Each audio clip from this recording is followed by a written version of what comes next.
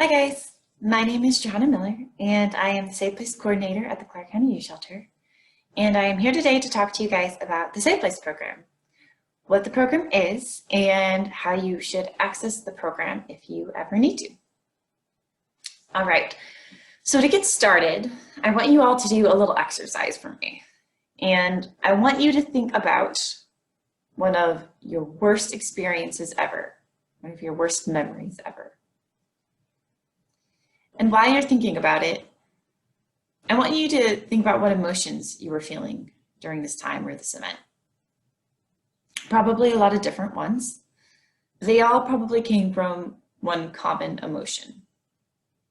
You felt alone. You were alone. Maybe you weren't physically alone. Maybe you were in a crowd of people, but emotionally you felt alone.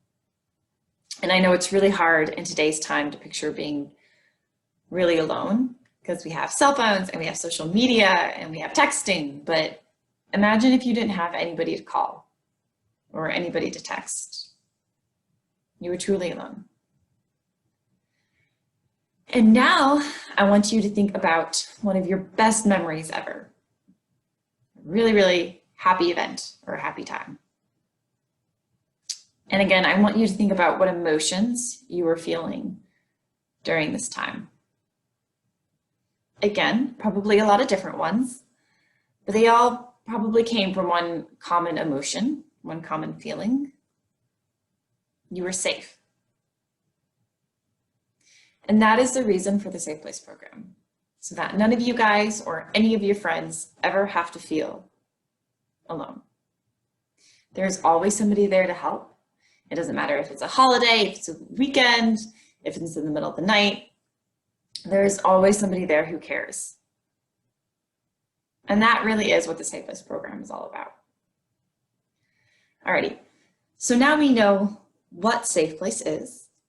And now I want to talk to you about some common reasons you might need or want to access the Safe Place program. And honestly, it's any reason that makes you feel like you're in a crisis situation or that you are unsafe. Some of the common reasons that youth access Safe Place is bullying, either online or in person. It could be you feel unsafe in your house or at home or unsafe somewhere else. It could be that you don't know what you're feeling, that you have a ton of different emotions and you don't know what's going on. Again, it doesn't really matter what the reason is. It is anything that makes you feel like you're in a crisis situation, or it's anything that you feel like you don't have anybody to talk to about. And always remember that your school counselors are there for you and you can talk to them if you need to.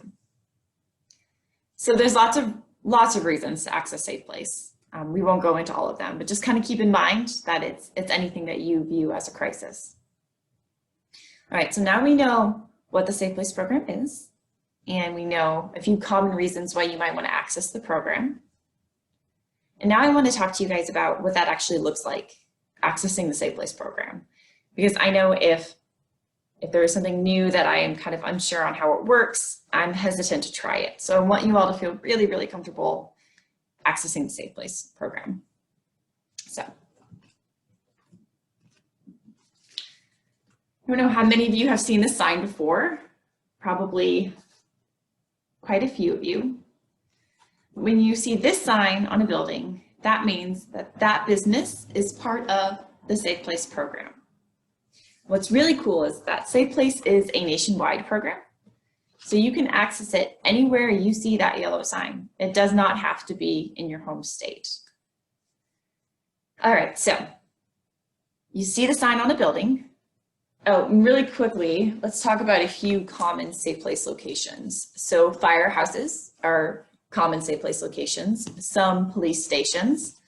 We even have some mobile Safe Place sites. So that could be a TARC bus, that could be fire trucks, that could even be some police station or some police vehicles as well. Gas stations are common Safe Place sites, as well as libraries. So again, anywhere where you see that yellow sign. You can also use the text for helpline, and that number is on those Safe Place cards that you have. And you can text your current location to that number and it will give you your closest Safe Place site. You can also text to chat to that number, and you can text with a licensed counselor then as well. All right, so now we know some common Safe Place sites. So now you need to access the program. All right, so you go into a business where you see the Safe Place sign and you walk in and you say, I'm here for Safe Place.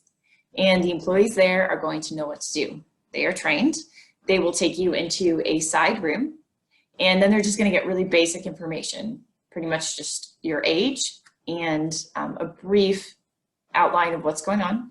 And then they are going to call the Clark County Youth Shelter, and somebody from that youth shelter is going to come pick you up. And we will have identification with us, so you're not just going to be going off with a random stranger. We're going to bring you back to the youth shelter, and then that is when we are really just going to start problem solving. We're going to figure out exactly what is going on and what is the best way we can help you, or what is something that you need. We will contact your parent or your guardian to get permission for you to stay the night at the shelter. And then again, it's really individualized. It's just kind of figuring out what's going on, what the crisis is, and starting to get you the help that you need. All right, so now you know what the Safe Place program is all about. You know some common reasons that you might want or need to access the Safe Place program. You kind of have an idea of where Safe Place locations are and how to access the program if you need it. And I kind of want to circle back around really quick and touch on a brief topic. This is also a reason that you might want to access the Safe Place program if you are running away from home.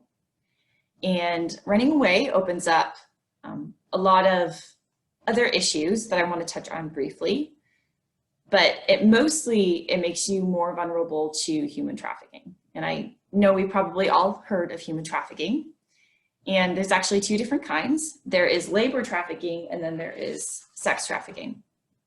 And I'm just going to read you briefly the definition. For labor trafficking is the act of being coerced or forced into working while being supervised or controlled by an individual not connected to your job.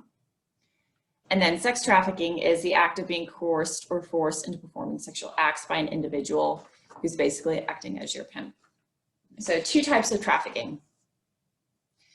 And I kind of just want to touch base on something called grooming, because I think this topic is really, really important, and it is not one that's often discussed. So what is grooming, and kind of what does that look like? And if you can recognize some of these signs, you can either help somebody who may be in a situation where you think they're being trafficked, or you're also armed with more knowledge, so you are not as vulnerable then, especially if you are in that situation where you have decided to leave home and you're running away.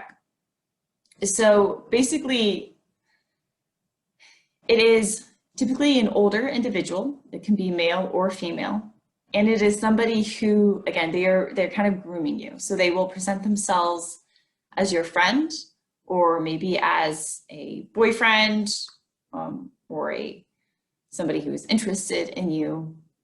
And it is very subtle at first, but they may give you a lot of things without asking for anything in return. Or they may just kind of always be there for you, but kind of isolate you from friends or family. Or if you're already isolated from friends or family, they may be somebody who's kind of protecting you or taking you under their wing.